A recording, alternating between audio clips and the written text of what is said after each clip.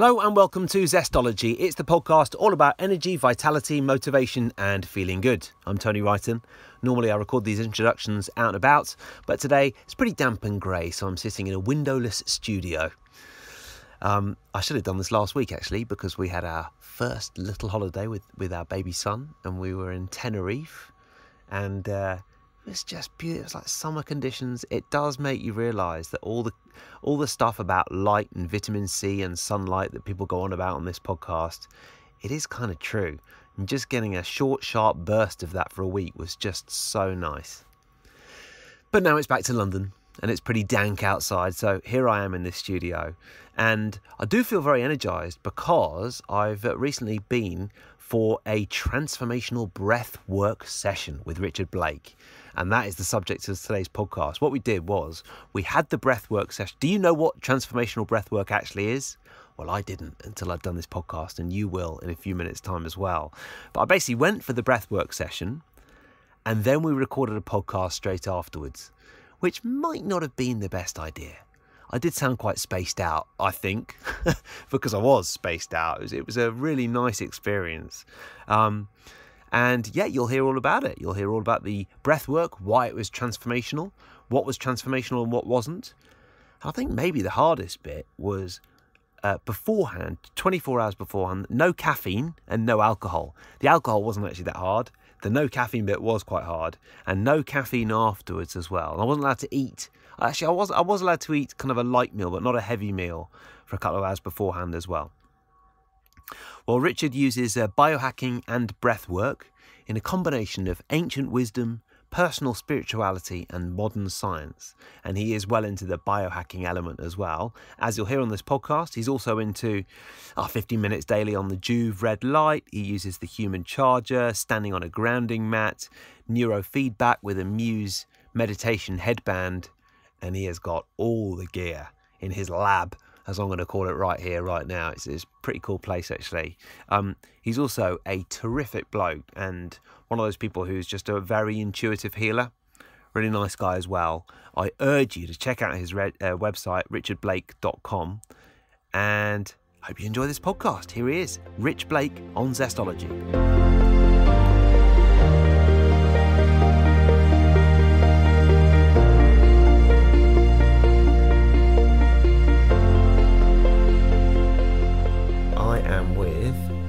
Rich or Richard? Rich. Rich is good. Yeah, Rich Blake. And I'm in totally the wrong place to be recording a podcast right now because I feel very energised but just super floppy and chilled because you've just you've done the process on me and I'm feeling great. I do feel very chill, so I might not make much sense. But anyway, what have you just been doing with me? This has been fantastic.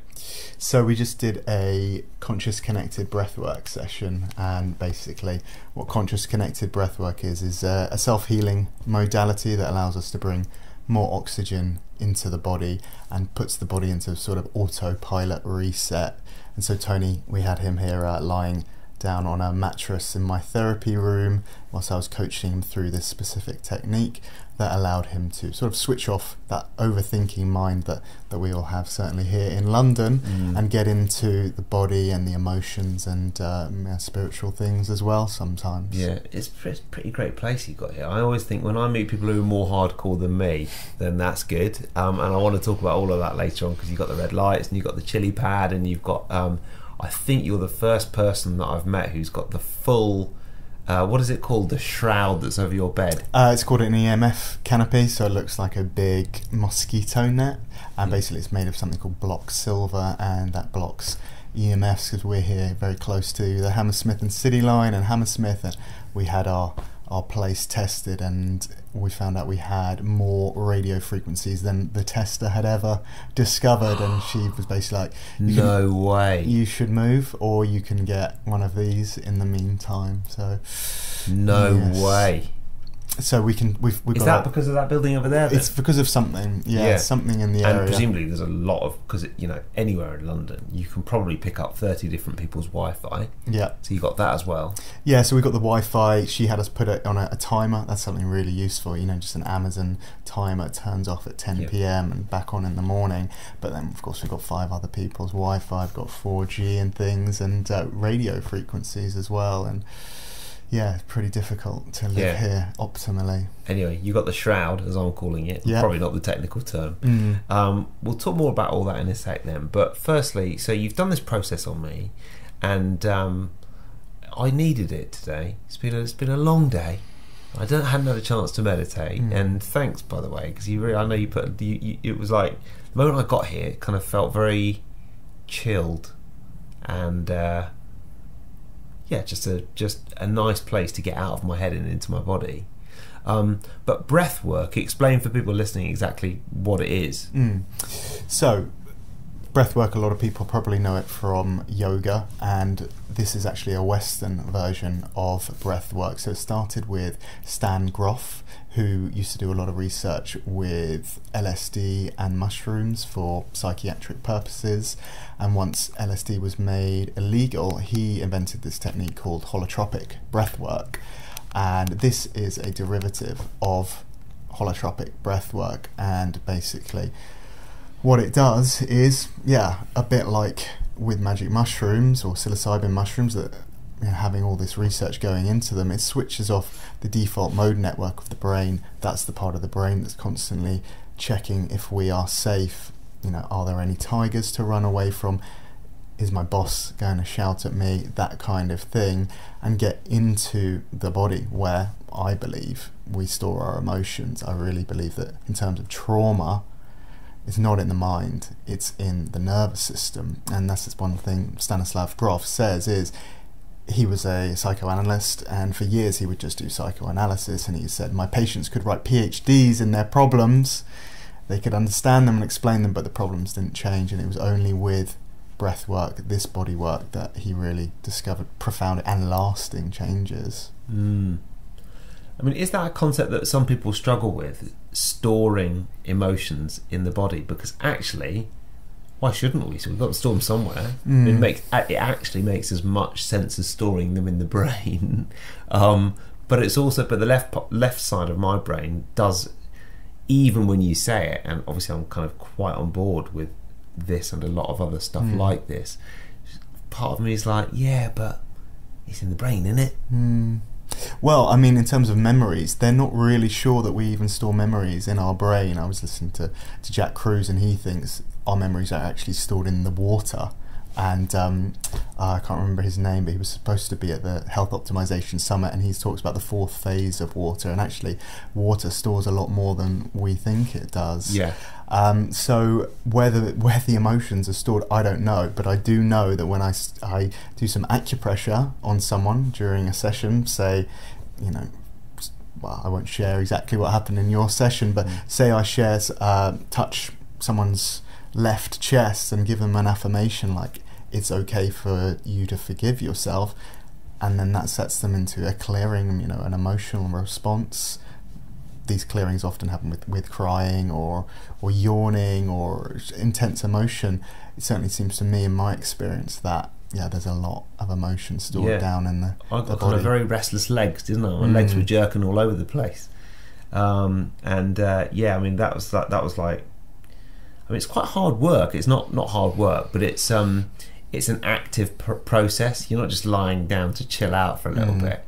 You have to focus on the breath, and I felt myself drifting off a few times, and you made sure that I kind of came back to the breath, didn't you? Yeah, I think that's the case with a lot of people in London. Work very hard, especially new fathers like yourself. We think we're sleeping a lot. We're actually not sleeping as much as we think we are. And yes, a lot of the time people come here and they do just need to rest, but I don't let them. You know, I remind them that there's movement involved. You know, we kick and pound with the legs. There's vocal expression that kind of wakes people up quite a lot. But yeah, I mean, it's active, but it's a gentle process compared to Wim Hof. A lot of people doing Wim Hof these days, it's much more gentle. I love Wim Hof. I do it all the time when I really want to get energized. But I remember the first time I did Wim Hof, I was really confronted by it. I felt just overwhelmed by it, whereas this breath, conscious connected breath, is much more gentle and can be a much more healing process, I think, with that the slowness of it, with the coach, the breath worker. There's plenty of us out there. It's really growing. The breatholution is what my breatholution call it. Wow. Yeah. And I mean, I'm quite interested in kind of almost letting this digest for a few days to see how I feel. In the moment, I feel great now. I do, and I probably didn't when I arrived a couple of hours ago. But just give me an idea of some of the people that you see, and whilst respecting confidentiality, I'd love an idea of, you know, a success story. Yeah, sure. Well, I mean, there's plenty of success stories out there from I haven't had any rock stars, but you hear rock stars who say, you know, it gets me higher than drugs. And people, one doctor says one session of this transformational conscious connected breathwork is worth 2 years of psychotherapy. So it really can speed your way through those emotional things, and it's very different in the same way as Michael Pollan, who shares a story of a cigarette smoker who knows smoking is terrible, but then they had one session with psilocybin, and there was just some sort of embodied change, a knowing that this is really bad for me, I'm going to stop it. And so I've got clients who, well, I think the breath is really, it's kind of like a microcosm for our whole life. And you find a lot of people in London who really force the exhale. They're really doing, they're really achieving, and so they can't switch off. Probably doing that then. Yeah, a little bit, little bit. Yeah. Well, you're a high achiever, and you've got that way by forcing and achieving, and absolutely that's working for you.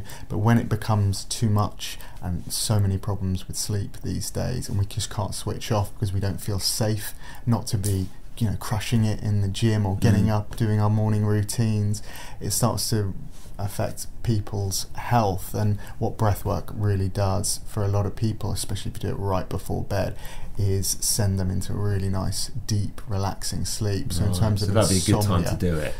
If insomnia is a problem, whether it's getting to sleep, staying asleep, sleep efficiency, it's really changed a lot of people's sleep.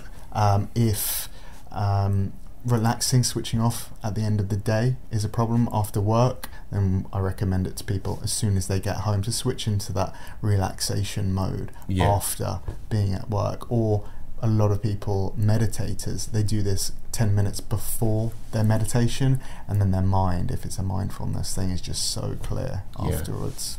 That would be good for me. It's funny actually, because we were talking beforehand. You said often, you know, when you get lost in the mind, you stop breathing. And every time I noticed that, I was kind of like, I'd stopped breathing, or you kind of were like, Tony, come on, let's. It wasn't like that, but you know, you were kind of making sure I was back on track. My mind had just drifted off into this kind of like pre-sleep dream thought, because I was so relaxed. But it was thought, and then I stopped breathing. Yeah, and those thoughts, that's probably you're in theta, which is a bit like when you go into a flotation tank. You get into that kind of, am I awake, am I asleep, really creative space, and a really healing space to be in.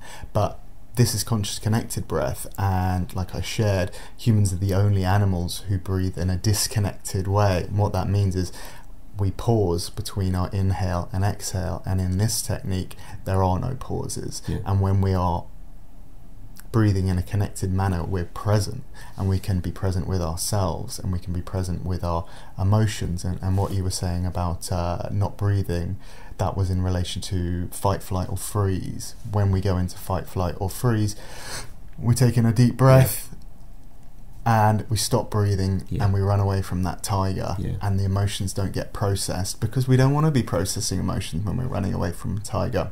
And basically what we're doing here is we are opening up that filing cabinet and seeing what wants to pop up and seeing what wants to be processed. That's a nice analogy.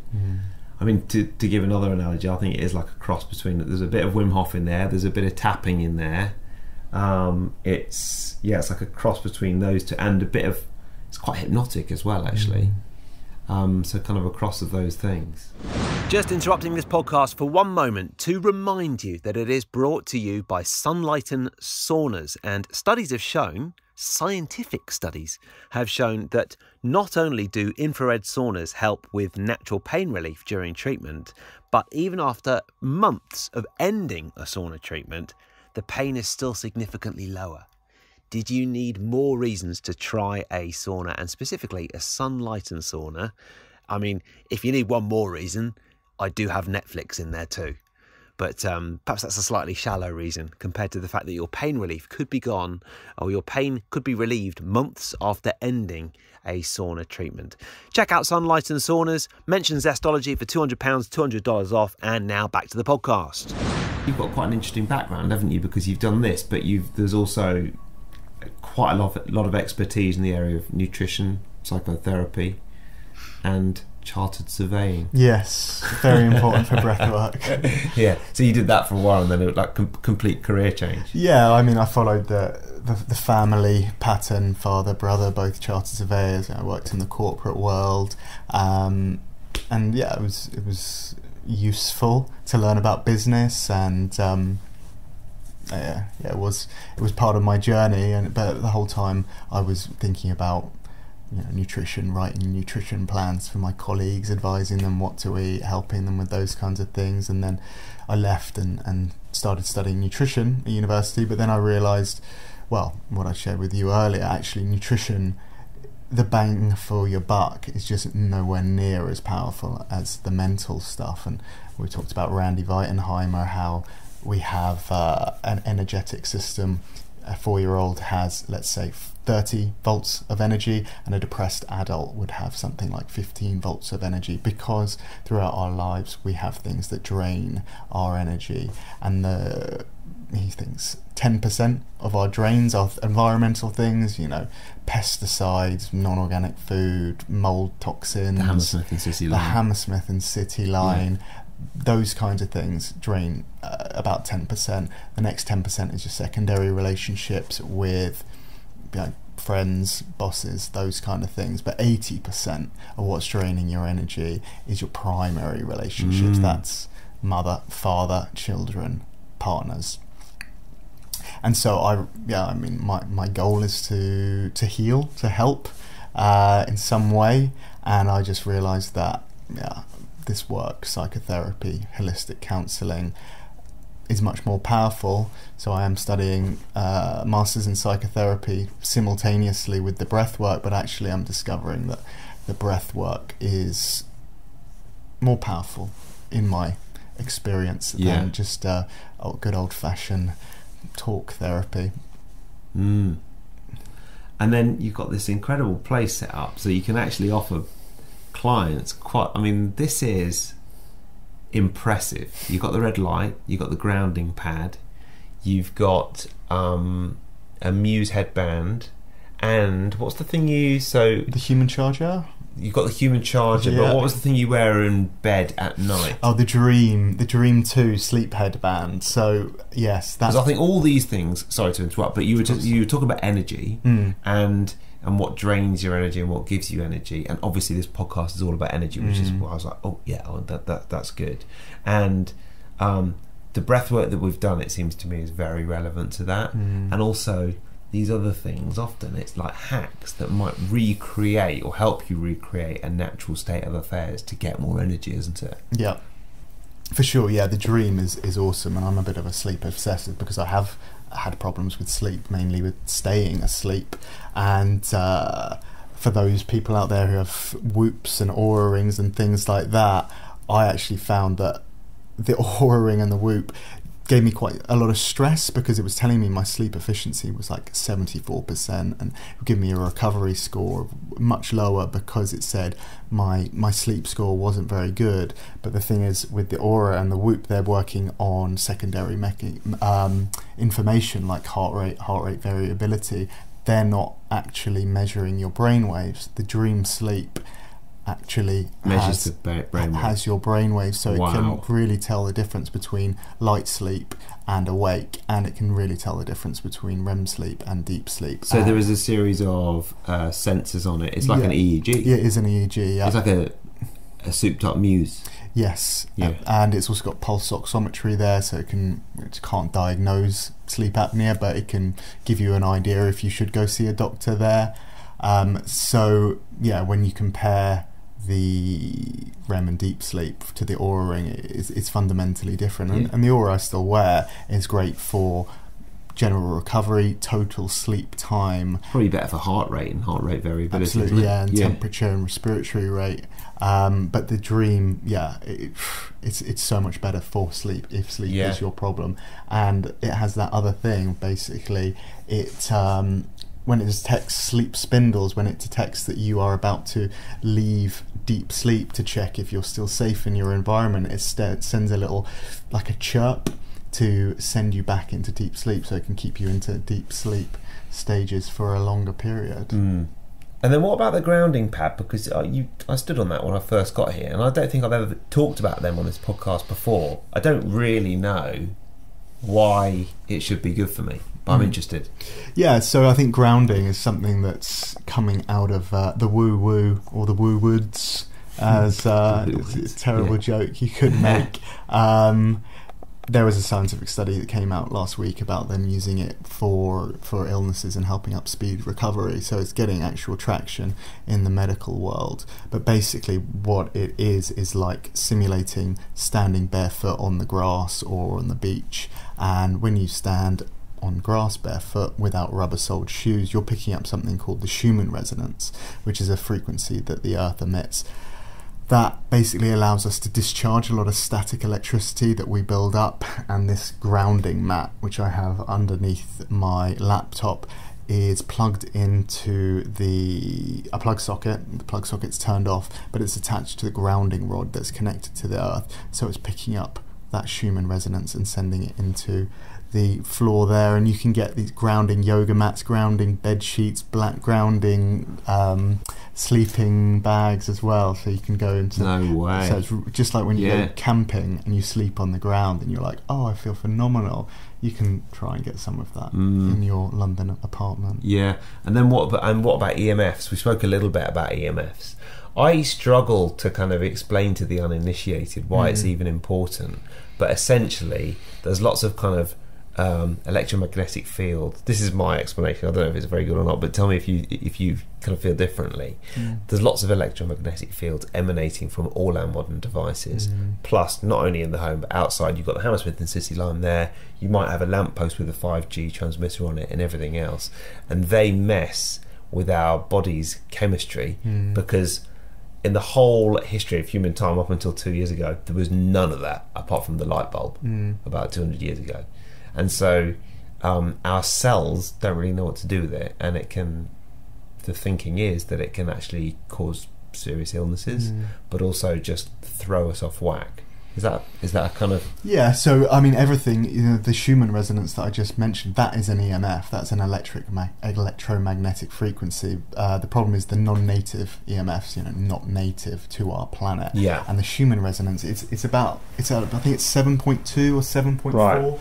So really, really low. And then you look at a 5G or your mobile phone, and it is vibrating thousands of times higher than that. So those frequencies are just messing up with our own vibrations, because we also vibrate. That's not like hippies go, yeah, good vibes, man. It's like you can measure various organs vibrating at different frequencies, and we're just sending chaotic information as well. I think that's the problem with the waves is the lack of coherence, and you can get these things to make the waves more coherent, but whether or not they work, I don't really know. I've seen quite a few of them, and I've interviewed a few EMF experts, including Daniel DeBown, I think, and he said all of them, none of them work at all.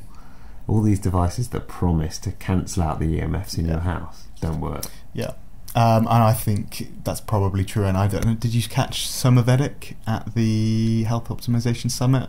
No. So I'm part of their trial. They basically sent me, it's a bit like, do you know the Blue Shield? Yes. They would send out scalar waves. Yeah. And the Somavedic, I think, does something similar, but it also uses the one that was crystals. a pyramid?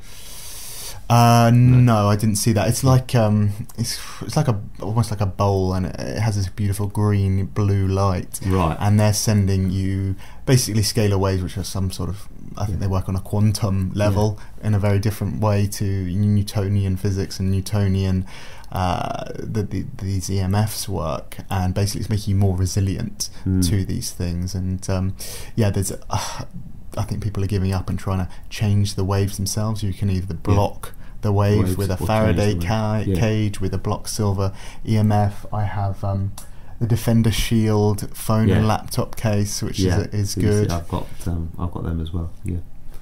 Yeah, my friend Dr. Steve is massively into scalar waves. He thinks they're brilliant. I'm yet to be convinced, but again, that might just be my left brain kicking in and saying so.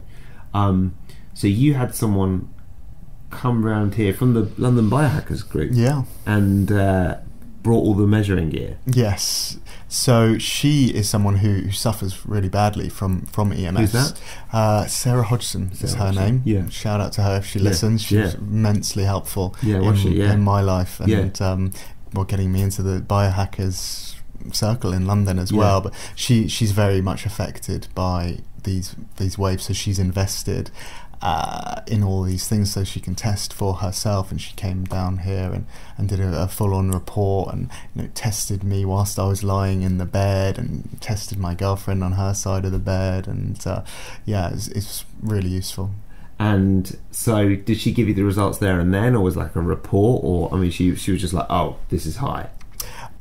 She's testing for all sorts of things, radio frequencies, magnetism, dirty electricity as well. And what's that? Just leaking out of the sockets? Yeah, I think it's just problems with sockets. We don't have too many problems there, but our main problem is, she said, we have the highest amount of external radio frequency she's ever tested coming through our window, and that's from living right next to the Hammersmith and City line, and whatever it might be there. So there's not much I can do other than move. So, but what you can do is you've bought this. What's it called? It's called an EMF canopy. EMF canopy. Yeah. And they're probably not that cheap, are they? They're not that cheap. No. But it looks like a four-poster bed. It looks awesome. Yeah, but it's really cozy in there. It is cozy, and it just looks amazing. Probably like a mosquito in there as well, isn't it? Probably, yeah. If we had them, yes. Yeah. And if you were to test now, what would the EMFs be inside that? Well, I bought an Emf Tester, and you can test. You can hold your phone on one side of the sheet and hold the meter on the other side, and it goes way down. Way down. I mean, it doesn't go right down to zero, but it goes down, a significant amount. That's great. Well done. Thank you. What EMF tester did you get? I can't remember. I got this really cheap one that doesn't really seem to work that well. But if you go closer to a microwave or something with it, then it does seem to go up. But, it's a Trifield Gauss meter, I think is what you call it, but I don't remember the brand. Right. Yeah. I mean, that's something that with this rollout of 5G, you don't even know or have any influence on whether someone's going to put a 5G mast on a lampshade right outside your house. Not a lampshade, a lamppost. And it's just getting worse and worse, because the more that they go from 3G to 4G and 5G, the signal gets stronger and stronger, doesn't it, and more pronounced. Yeah. I think with 5G, it's not necessarily it's more powerful signal. I think it's 3 different signals, so you have like a long range one that penetrates everything, and then something that's really high and chaotic. So it's not just more power, it's more access to messing you up as well. Really? Yeah. So what does your day look like? You've got all this stuff. How do you do the breath work every day? Yeah, every day before bed. Yeah. Do you? Yeah, and that's just the perfect bedtime routine for you. Yes. How long would you do it? So I started with 10 minutes. Now I do maybe 15, 20 minutes, depending on how I feel. And that's quite disciplined, isn't it? Yeah, I think so, but it's just made such a huge difference in my life. I just know that I will sleep much better. 10 minutes there compared to, let's say, it's an extra 10 minutes of deep sleep in the night. That's going to pay off hugely the next day. It's always the canaries in the coal mine that provide the benefit for the rest of us. So your friend Sarah, who came round, who's sensitive to EMFs, she's actually providing a huge benefit to people who are less sensitive. Absolutely. You have had problems with your sleep, and you know the stuff works so well for you, and now people will have a benefit from that as well. Yeah.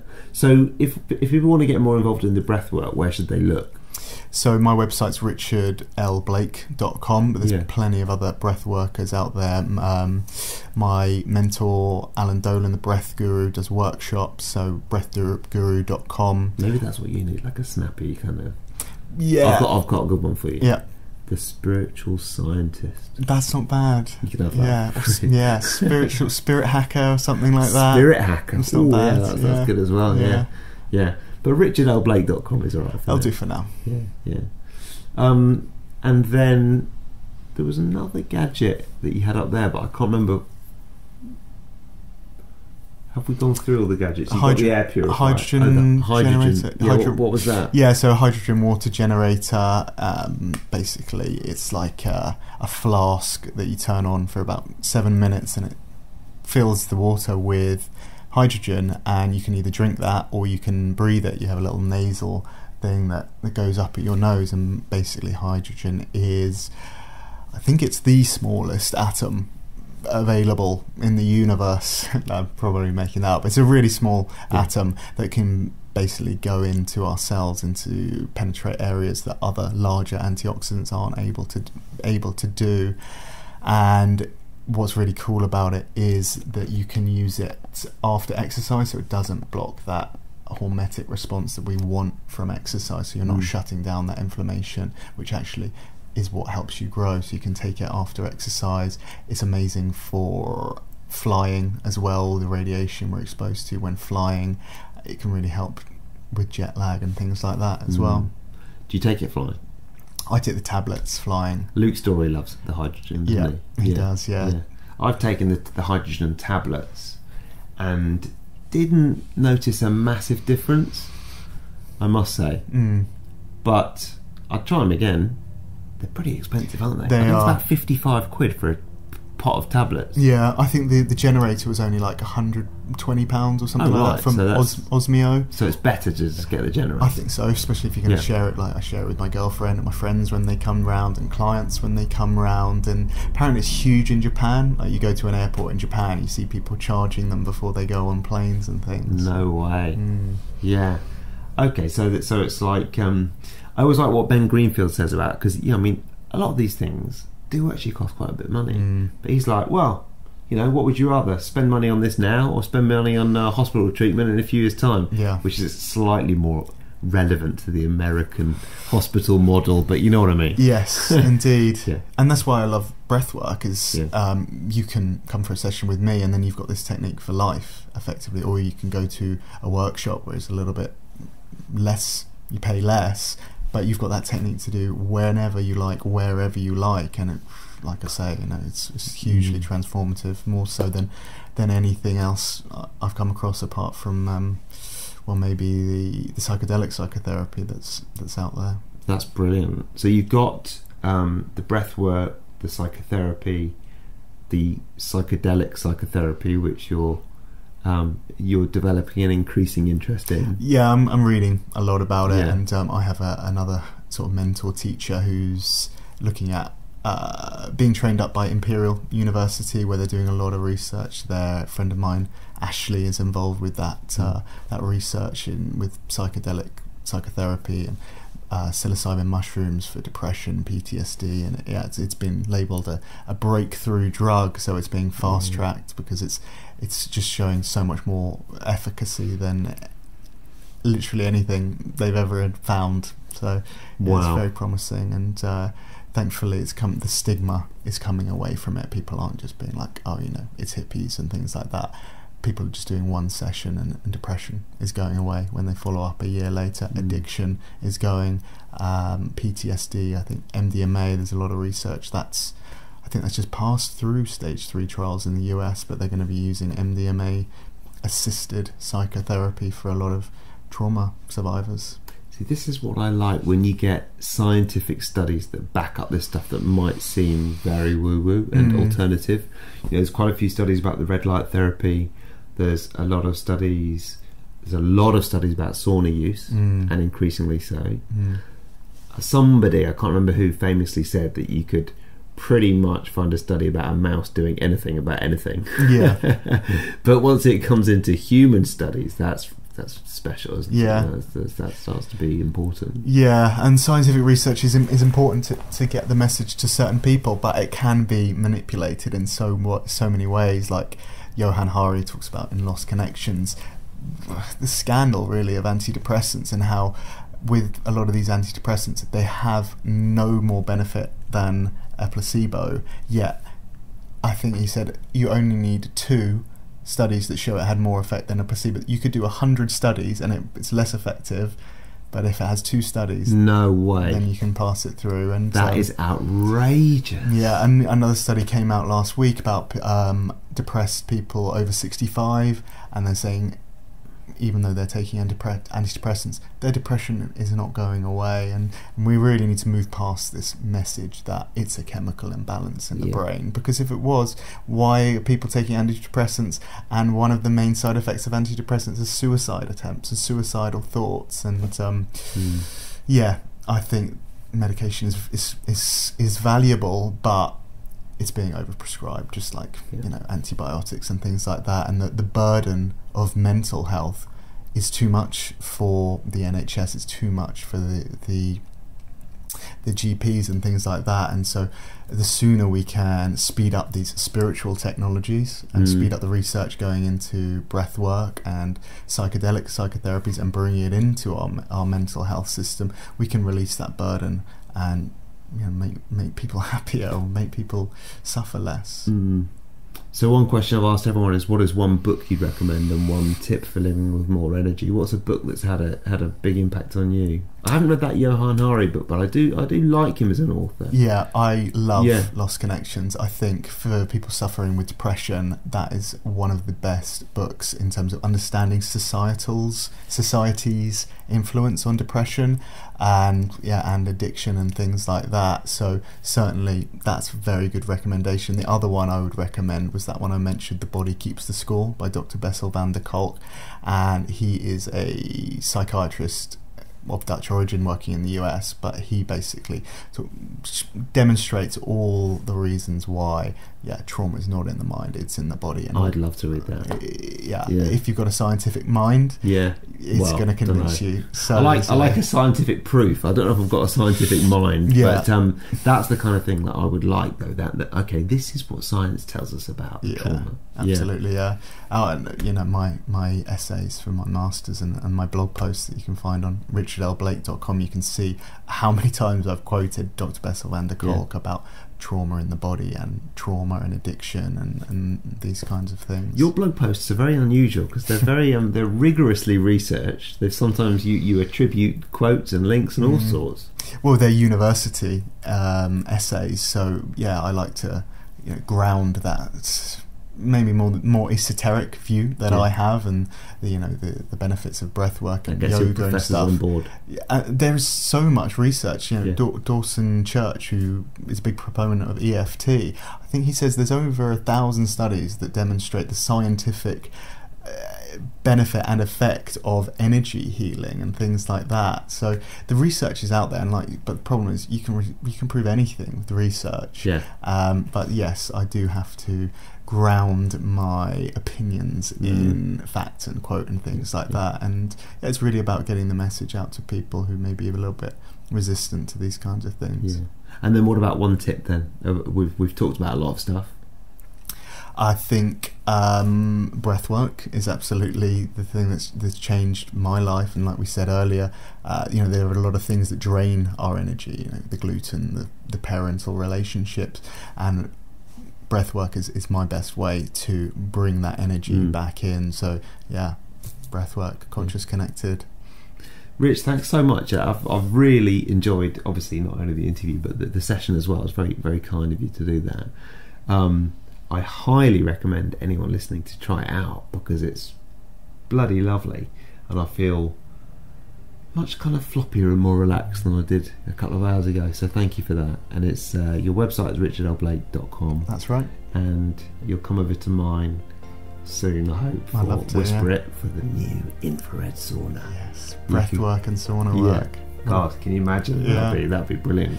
Yeah, all right, well, we'll do that, and thank you again for doing this today. Well, thank you.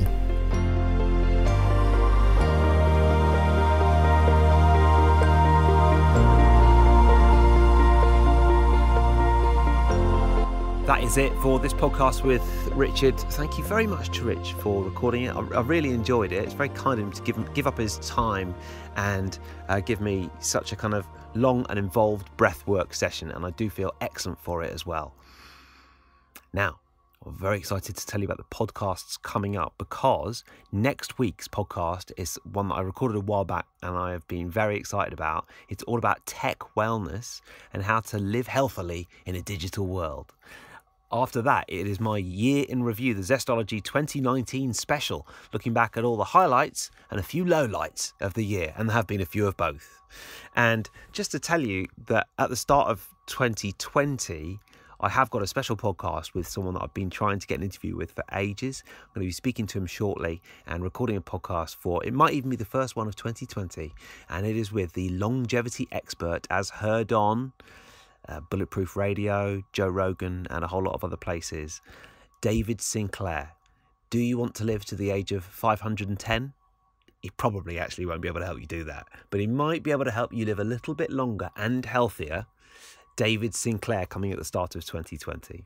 This podcast is brought to you by another potential hack for longevity, and that is sunlight and saunas, as it is proven scientifically, the infrared saunas, to help with heart health, cardiovascular well-being, and longevity.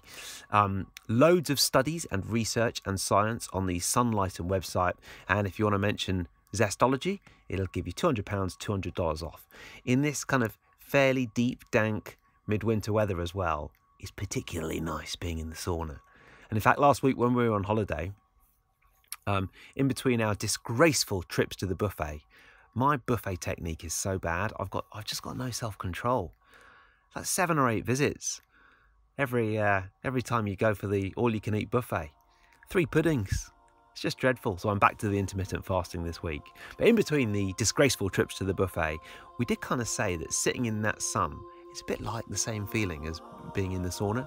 So you can mention Zestology and get £200, $200 off, and find out plenty more about sunlight and saunas and all that research online as well. Okay, so tech wellness coming next week. A year in review on Zestology coming the week after. I always enjoy recording that podcast. And in the meantime, have a good week.